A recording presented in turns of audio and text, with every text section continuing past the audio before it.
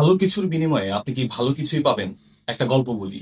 একবার ক্যালিফোর্নিয়ার স্ট্যানফোর্ড ইউনিভার্সিটির দুজন ছাত্র তারা হচ্ছে পরীক্ষার ফিস জোগাড় করতে পারছিলেন না। তো তাদের মাথায় একটা বুদ্ধি এলো, তারা চিন্তা করলেন তারা হচ্ছে একটা কনসার্টের আয়োজন করবেন এবং সেখান থেকে তারা যে টাকা উপার্জন করবেন সেটা দিয়ে তারা পরীক্ষার ফিস পরিশোধ করবেন। তো তারা $2000 পারিশ্রমিকে নিয়ে আসলেন ফেমাস একজন পিয়ানিস্টকে।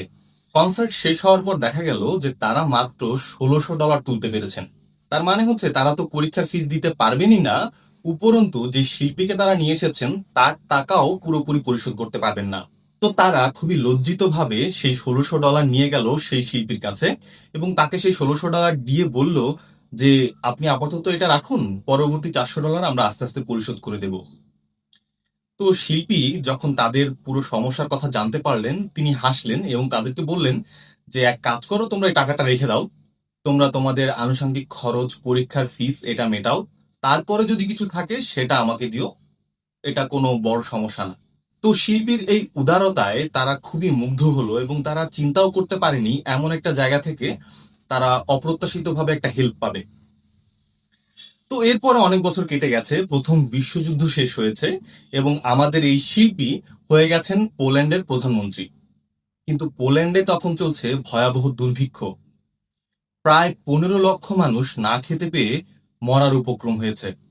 তো তিনি চিন্তা করলেন যে তিনি আমেরিকার কাছে খাদ্যের জন্য সহায়তা চাইবেন। সেজন্য তিনি একটা চিঠি লিখলেন আমেরিকার ফুড ডিপার্টমেন্টকে। তখনকার সময়ে আমেরিকার ফুড ডিপার্টমেন্টের প্রধান ছিলেন রবার্ট হুভার, যিনি পরবর্তীতে আমেরিকার প্রেসিডেন্টও হয়েছিলেন।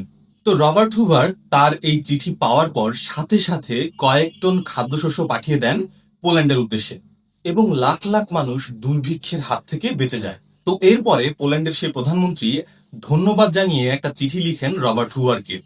চিঠি পাওয়ার পর রবার্ট হুভার উত্তরে আরেকটি চিঠি লিখেন এবং সেখানে তিনি যেটা লিখেছিলেন, আপনার ধন্যবাদ জানানোর প্রয়োজন নেই, আজকে আমি যেখানে আছি সেটা আপনারই অবদান। আপনার কি মনে আছে আপনি স্ট্যানফোর্ড ইউনিভার্সিটিতে দুইজন ছাত্রকে তাদের পরীক্ষার ফিস দিতে সহায়তা করেছিলেন? সেই দুইজন ছাত্রের মধ্যে আমি একজন। আপনি যদি সেদিন সাহায্যের হাত না বাড়াতেন তাহলে আমি হয়তো আজকের এই অবস্থায় থাকতামই না। আপনাকে অনেক ধন্যবাদ। তো এই গল্পে তো আমরা দেখতে পাই যে কিভাবে একটা ভালো কাজ আবার তার কাছে ফিরে আসলো।